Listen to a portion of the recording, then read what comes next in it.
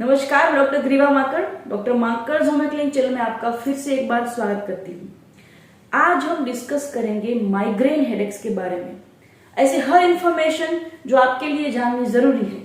Migraine के reasons क्या है, कैसे लक्षण आते हैं, ऐसे कौन से ट्रिगर्स हैं जिनसे माइग्रेन हेडेक शुरू हो सकता है, और साथ साथ हर प्रकार के माइग्रेन हेडेक के लिए कौन सी होम्योपैथिक दवाई। आज हम इस वीडियो में डिस्कस करेंगे ऐसी 10 होम्योपैथिक दवाई के बारे में जो इस प्रकार के माइग्रेन हेडेक में आपको आराम दिला सकती है।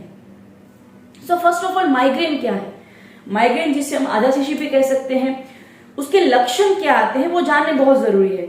माइग्रेन उससे लक्षण से ही जाना जाता है। जैसे कि किसी को एक साइड दुखता है हेड में, वो दूसरी साइड भी हो सकता है, चाहे राइट साइड या लेफ्ट साइड दोनों तरफ हो सकता है, चाहे दोनों बाजू एक साथ भी हो सकता है।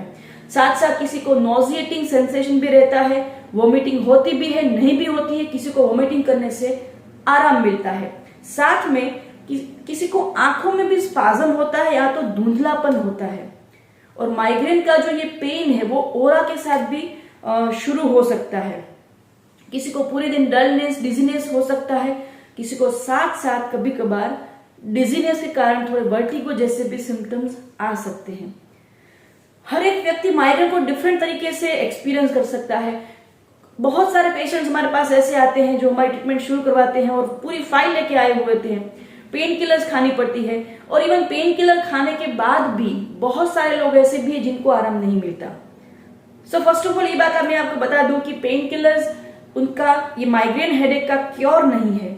वो टेम्पररी आपको आपके जो हेड में पेन हो रहा है उसको आराम डेफिनेटली दे सकती है फॉर सर्टेन आवर्स। वो उसका कंप्लीट और ट्रीटमेंट जिसे हम बोल सकते हैं क्योर नहीं है। ये बात हो गई उसके लक्षण के बारे में। अभी कोजेस की अगर मैं बात करूं तो जनरली हमारे बॉडी में ऐसे दो हार्मोन्स है, सेरोटोनिन एंड एस्ट्रोजन। उसकी एक्टिविटी ट्रिगर होने के कारण ये माइग्रेन हेडेक शुरू होता है। सो बेसिकली उसका कोज अननोन है, मीन्स एग्जैक्टली क्या ऐसा होता है और माइग्रेन ट्रिगर हो जाता है, उसके रीजंस ऐसे ही फाउंड नहीं है।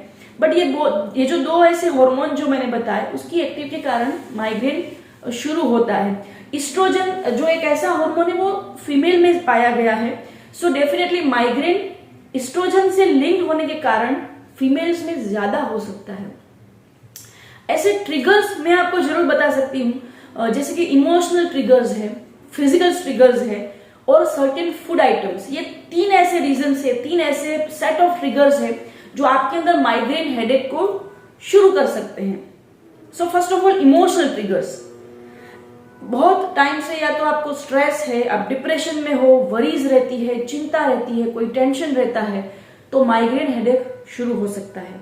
लाइफ में ऐसे बहुत सारे पड़ाव होते हैं, कैसे इमोशनल ट्रॉमा है, अगर कुछ ऐसा एक्सपीरियंस हुआ है, कोई सैड इवेंट हुई है, तो डेफिनेटली अगर कोई सेंसिटिव पर्सन है तो उनको माइग्रेन हेडेक्स शुरू हो सकते हैं। दूसरा ट्रिगर है physical trigger. Lack of sleep के कारण किसी को माइग्रेन हेडेक शुरू हो सकता है, यानी कि, और उसके अलावा है कि कैफीन, अगर कैफीन का ओवर यूज हो रहा है तो माइग्रेन हेडेक शुरू हो सकता है। अल्कोहल से भी माइग्रेन हेडेक ट्रिगर हो सकता है। स्लीपिंग पोस्चर अगर करेक्ट नहीं है, सिटिंग पोस्चर अगर करेक्ट नहीं है, लॉन्ग टाइम अगर आपको कुछ ना कुछ देखने के लिए ऐसे एकदम स्ट्रेट अगर आपको बैठने के बाद ही कुछ एक्टिविटी करते रहना है, तो आपके अगर नेक रीजन के जो मसल है उसमें टेंशन बना रहता है, तो उसके कारण भी माइग्रेन हेडेक शुरू हो सकता है। फीमेल को मेंस्ट्रुएशन की जो डेट आने वाली होती है उस वक्त, या तो ओव्यूलेशन की जो डेट्स रहती है उस वक्त भी माइग्रेन हेडेक ट्रिगर हो सकता है। माइग्रेन जो लिंक्ड अप है हमारे ईस्ट्रोजन लेवल से, तो उसके कारण फीमेल में मेंस्ट्रुएशन की डेट के आसपास भी माइग्रेन हेडेक शुरू हो सकता है। तीसरा रीजन है food part, certain food items. So बहुत सारे ऐसे फूड आइटम्स में भी ऐसा है कि जैसे कि आपने चाइनीज खाया है, कुछ बाहर का खाने के बाद के दिन में भी आपको माइग्रेन शुरू होता है। ये बहुत सारे पेशेंट्स हमको भी बताते हैं, क्योंकि उसमें ऐसा पदार्थ होता है जो MSG करके पाया जाता है चाइनीज पदार्थ में, उसके कारण भी माइग्रेन हेडेक ट्रिगर हो सकता है। सर्टेन साइट्रस फूड्स जो होते हैं उसके कारण भी माइग्रेन हेडेक शुरू हो सकता है। तो ये सारी बात हुई हमारे ट्रिगर्स के बारे में। सो ऐसे कौन सी होम्योपैथिक मेडिसिन है? सो मैं इस वीडियो में 10 ऐसी होम्योपैथिक मेडिसिन के बारे में बताऊंगी जो माइग्रेन हेडेक के लिए बहुत ही इंपॉर्टेंट रोल प्ले करती है। So first is belladonna. Right sided headache के लिए बहुत ही अच्छी दवाई है। बहुत ही अच्छा खासा पेन होता है, थ्रोबिंग सेंसेशन फील होता है, पूरा फेस एकदम फ्लश्ड हो गया है, रेड हो गया है पेन के कारण, और बहुत ही सीवियर हेडेक होता है। Belladonna can be thought for. Second medicine is glonoine.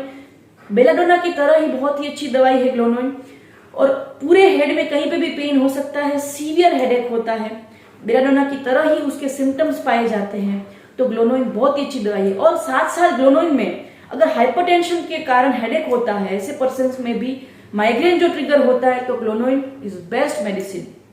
तीसरी अच्छी दवाई है स्पाइजेलिया, जो खास करके लेफ्ट साइडेड हेडेक के लिए बहुत ही अच्छी दवाई है। स्पेसिफिकली पीछे से ऑक्सीपुट से पेन आगे आता है लेफ्ट आई की ओर, तो ये स्पाइजेलिया मेडिसिन बहुत ही अच्छी मेडिसिन है और बहुत सारे पेशेंट्स को ये मेडिसिन दी जाती है। साथ में अगर किसी को आई स्पाज्म भी रहता है और अराउंड आईज भी पेन अगर रहता है, तो ये बहुत ही अच्छी दवाई है। इसी तरीके से चौथी दवाई है सैंग्विनेरिया, जहां पे right sided headache specifically right occiput से लेके पेन आ रहा है आगे राइट आई की ओर, तो ये sanguinaria is best medicine for certain kind of headaches. Menopausal female में अगर हेडेक होता है, माइग्रेन होता है, तो सैंग्विनेरिया इज बहुत ही बढ़िया मेडिसिन। और एक मेडिसिन है आइरिस वर्सिकोलर, जो गैस्ट्रिक इंडाइजेशन के साथ साथ जिनको वॉमिटिंग होती है और वॉमिटिंग में सारनेस होती है, खट्टा प्रवाह निकलता है और बहुत सारे और भी गैस्ट्रिक लक्षण भी पाए जाते हैं, तो ये मेडिसिन है आइरिस वर्सिकोलर।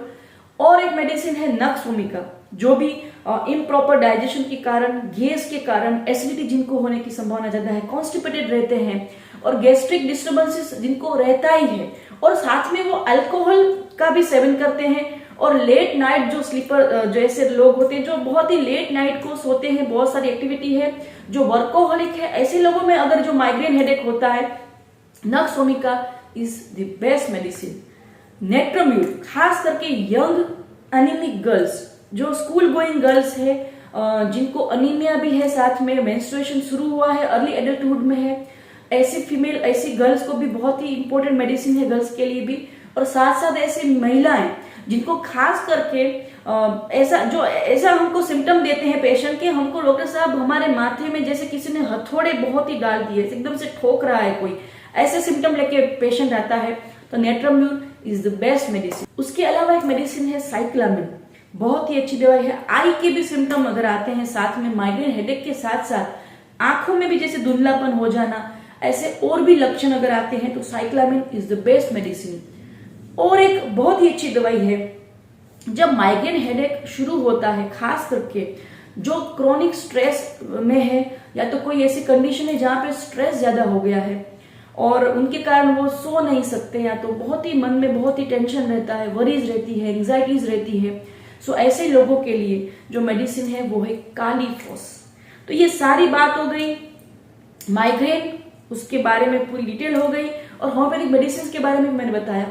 मैं आपको एक बात खास बताना चाहूंगी अंत में कि बहुत सारे लोगों को ऐसा है कि पेन किलर्स लेते माइग्रेन का एंड आ जाएगा, तो ऐसा नहीं होता है। Let me tell you, homeopathic treatment शुरू करने से आपको काफी आराम मिलेगा। सर्टेन मंथ्स के ट्रीटमेंट के बाद फर्स्ट ऑफ ऑल आपकी इंटेंसिटी जो है पेन की वो रिड्यूस होगी। हर मंथ जो आपको एपिसोड्स आ रहे हैं वो थोड़े कम होंगे, और 2 एपिसोड के बीच का जो इंटरवल है वो थोड़ा बढ़ेगा। इस तरीके से धीरे धीरे आपको जो भी रीजन से माइग्रेन हो रहा है, आपके मन की तासीर, आपके माइग्रेन के सिम्टम्स और दूसरी बहुत सारे ऐसी इंफॉर्मेशन को जानने के बाद हम जो मेडिसिन प्रिस्क्राइब करते हैं, वो हमारे बहुत सारे पेशेंट्स के एक्सपीरियंस के बाद मैं ये आपको बात बता रही हूँ कि ऐसे तरीके से ट्रीटमेंट लेने के बाद ये 3 स्वरूप में आपके माइग्रेन में धीरे धीरे फेरफार शुरू हो जाएगा। और डेफिनेटली आप अगर पेन किलर्स ले रहे हो तो पेन किलर्स लेने की भी आवश्यकता नहीं रहेगी, और धीरे धीरे जो ट्रिगर के कारण आपको माइग्रेन हो रहा है वो ट्रिगर रहने के बाद भी आपके अंदर माइग्रेन नहीं रहेगा। तो इस तरीके से होम्योपैथी मेडिसिन आपको डेफिनेटली हेल्प कर पाएगी।